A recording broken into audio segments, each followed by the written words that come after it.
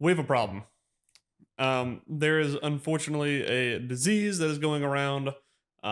It's not for me or you to worry about directly, but it is affecting Tuscaloosa, Alabama. Uh, it's maybe less of a disease, could be more of a bug. It always pops up around this time of the year. Me and you know it as the injury bug. Welcome into Talking Tide. This is the Florida State preview show, and if you don't know, the injury bug has started on the offensive side of the ball. Jam Miller being hurt, a couple of offensive linemen being banged up, but now it has also made its way to the defensive side of the ball. If you did not see on Tuesday afternoon, defensive lineman Tim Keenan suffered a high ankle sprain and will be forced to have tightrope surgery. Uh, We'll get into a little bit of that. We're also going to get into the defensive lineup predictions and the Florida State preview because, of course, this is the Florida State preview show, as you can tell by the title. First things first, I need a favor from you. It's not a big favor. I don't need you to go fix my flat tire on my car. I don't need you to go fix the leaky pipe in my bathroom. It's an easy one. You can do it from the comfort of your own home. Please scroll down. Please hit that like. Please hit that subscribe button. It means a ton for me. It does a lot of good for this channel. So if you could please do that, it would mean a lot. And like I said, it's easy. It doesn't download any viruses onto your computer. It doesn't sell your information to somebody around the world that's going to scam and steal all your credit cards. Uh, anyway, let's go ahead and we will get into this show. First things first, I want to talk about is the Tim Keenan injury. On Tuesday afternoon, it had come out that Tim Keenan had suffered a high ankle sprain and will be forced to have tightrope surgery. Now, I am not a doctor. The good thing is, friend of the show, Dr. Andy Patchell, is in fact a doctor, as his name would suggest. I sent him a message. I said, "Hey, Dr. Andy, just send me as simple as you can make it a how tightrope surgery actually works and what's the recovery time looking like." He sent it to me and he sent me a good video and he said recovery time is 4 to 6 weeks. Essentially, what tightrope surgery is, it's a high ankle sprain, so it's damage to the muscles inside of your tibia and your fibia on your leg. They go in, they put a little plate, they poke two rods through your tibia and fibia, starting on the outside, and then what they do is they essentially crank them down. They put a little piece of metal, and if you can't see this on camera, I'm sorry, but they essentially slide it down a line, and that squeezes the tibia and fibia together. And that's how tightrope surgery works. You can go look up the video yourself on YouTube, but that's essentially how it works. And recovery time is 4 to 6 weeks. Now, if we look back, we can look at the most prominent player in previous years to have tightrope surgery is, in fact, Brock Bowers, Georgia tight end, star tight end. He was back playing in less than 30 days. He was clearly not 100% when he came back to play. He played against Bama after he had tightrope surgery, and he was just not the same guy. Luckily for us, but do I think we need Tim Keenan for the Florida State game? No, I don't. It's as simple as that. If we do or if we don't have him, I don't think we lose that game either way. If we do the right things everywhere else, I think this defense is deep enough without him. And I think we'll be just fine going forward for Florida State. We'll miss some of that experience and some of that havoc he can cause. Yeah, absolutely. But we have good guys who can step up and do the job for him. What do I think is going to happen going forward for Tim Keenan? It's pretty simple. It's going to be get healthy for Georgia. This injury happened on Tuesday, which was 3 days ago, as the day of recording, which was the 26th. And Georgia on the 27th of next month. So you have essentially 30 days to get back, get healthy. I don't think he'll be 100% if he does come back and get healthy. And if there is a risk of re-injuring that ankle, I just would say don't even play him to a point, depending on how big the risk is. Obviously, that's for his doctors and the training staff to decide. But his job right now, get back, get healthy for Georgia. We wish him all the best in this recovery time. All right. So now, I actually wrote down paper show notes, so if you hear me going through them, I do apologize. That's what that is. It keeps me on track a little bit better, I feel like. Let's go ahead. We'll get into the defensive lineup for this game. Now, for those of you who don't know, Bama, whenever we got new offensive or defensive coordinator Kane Womack, he came in, changed up the system from what it had been in the past. So Alabama essentially plays what's called a 4-2-5. So we have 4 guys on the front line. On the defensive line, we have 2 linebackers, and we have 5 coverage guys. So 5 guys in the secondary. There's a lot of positions that go in and out with this lineup. A lot of different names for it.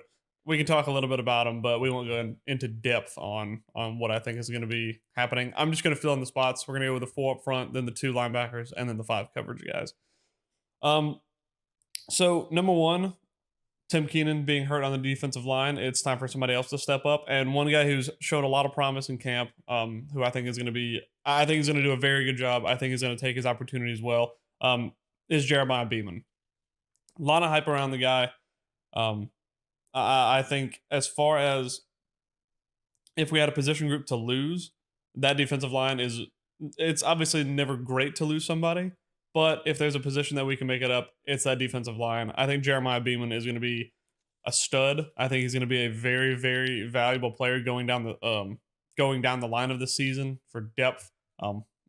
Here it shows that depth is important. So I think he's going to be very good for us. I think he's going to take his opportunities well. I think he'll shine in the few weeks that Tim Keenan is not there, and I think he'll start splitting a lot of play time with Keenan as he goes forward, progressing from injury. All right. Up next, another defensive lineman. So Bama plays, we'll call it 2 interior defensive linemen, and then we play 2 guys on the outside to try and rush the quarterback. So the 2 defensive linemen, I've got Jeremiah Beeman we talked about. James Smith is the other one. He got banged up in preseason. He didn't play in either of the scrimmages, but I think at this point you need him up there. I think you have to have him for his experience. He played a lot last season. And now Jeremiah Beeman coming in, getting his first chance to start. I think you need to have a little bit of that experience up front for him. For the Wolf, I got Quay Russaw. Quay is one of those guys who has been waiting and waiting for his opportunity, and I think that he can cause a lot of problems. I should explain. So Bama plays what's called Wolf and Bandit on the outside of that defensive line. Wolf is essentially get to the quarterback, create havoc in the backfield, and I think that's perfect for Quay Russaw. I also got that's another position that's super, super deep.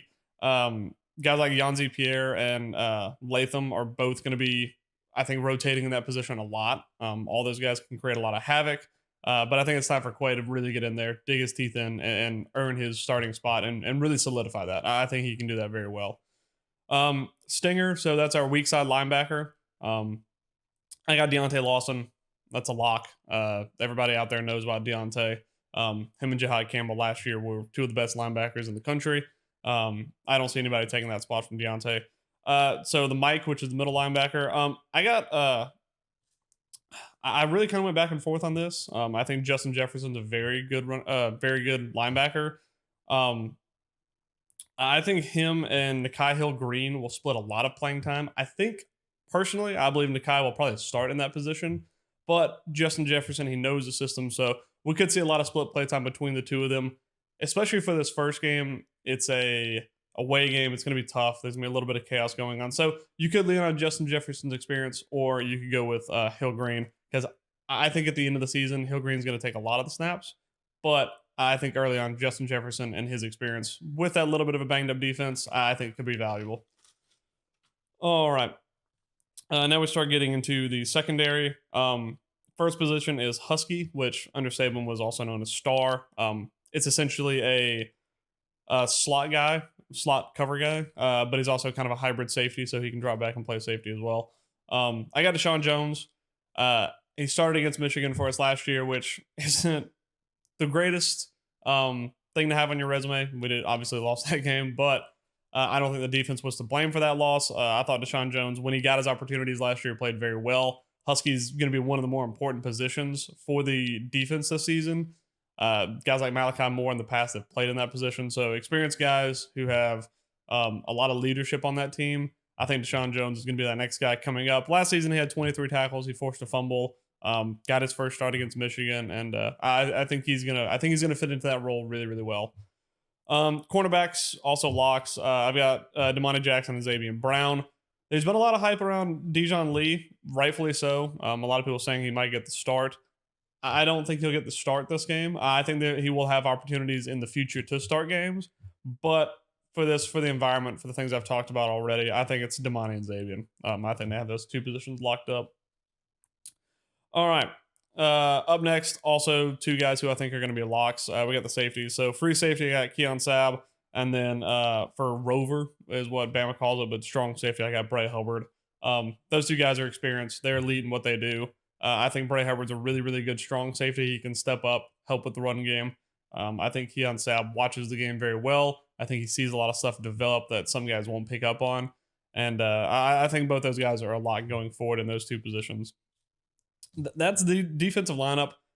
I mentioned it a lot. There's going to be a lot of backups in here getting a lot of play time, which is good because that means we have the depth and we have the experience. And we have the guys that can really make a difference. Some other guys I didn't even talk about, guys like Keon Keeley, who's struggled in the past to get his play time. I think he could see a lot of play time this year. Kane Womack said in preseason he's athletic. He has the build. He's the blueprint type of edge rusher, but he's just struggled with consistency in the past. And but I think he could see a lot of play time this year. Guys like Justin Jefferson, I think, have chances to be standouts this year. Jeremiah Beeman has a great opportunity early on in the season to go out and make a name for himself. I think I really like safety is probably my favorite position on the defensive side of the ball. I think Bray Hubbard's got a good opportunity to go out there and really announce him. He did a great job last season, but I think this year he's got a good season to go out there and put his name out there as one of the best safeties in the country. Dijon Lee's another one. True freshman, got a chance to probably start some games this season. So there's a ton of experience and a ton of talent on that defensive side of the ball. And I think it's what's going to carry us to a lot of wins this season, especially early on. Let that offense they can settle in. Let Ty Simpson get comfortable taking over this offense. I think the defense, especially in this Florida State game, I'm going to talk about it a little bit here in a second, but I think this defense is what's going to really settle games for us, and I think they can go forward and really help us win. We lost a lot of talent last season, but I think the defense this year has an opportunity to be even better than they were last season. Takeaway is a huge part of it. Those cover guys do a very good job of taking the ball away. Guys like Sabb, Damani, Bray, they do a very good job of taking the ball away, forcing fumbles. It's just going to be a matter of us staying healthy, and we've already seen it a little bit this season that, guys suffering from injury on both sides of the ball. We did get one good update. Jaden Roberts is cleared to play from concussion protocol, so he is cleared to play this game. I don't know how many snaps he'll get. I don't know how active he's been in practice. And for that offensive line, I think that communication is going to be very important this game. So I don't know how much he's going to play in it, but I think just having him back is going to be a big help for that offensive line.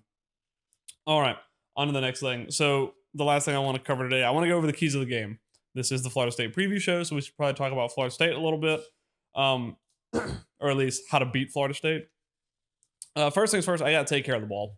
It's a pretty simple one. It's one thing that coaches have talked a lot about in practice, saying Ty Simpson does a great job of. He takes care of the ball very well, doesn't turn it over, knock on wood. I think as long as you don't give Florida State extra possessions, essentially, I think we can go out there and win this game fairly comfortably. It's going to be a tough environment. I think if we go out there, if we take care of the ball, we'll be just fine. If we're plus in the turnover battle, I think we win that game no problem. And like I said, these defensive guys, they're very good at taking the ball away. We saw last season. I mean, they had a couple of games in a row where they had 2+ turnovers. So I think they can do a very good job of taking the ball away, but we just don't need to give it back to them at any point. And I think if we do that, if we don't give them any extra possessions, this game is going to be soaking wet from what I've seen. The radar does not look good for this game. It is Florida, so a lot of rain. We saw last season during the Michigan game, rain coming out of nowhere. There is rain already predicted in this game, so I think it's going to be a little bit of a tough environment, tough to catch the ball.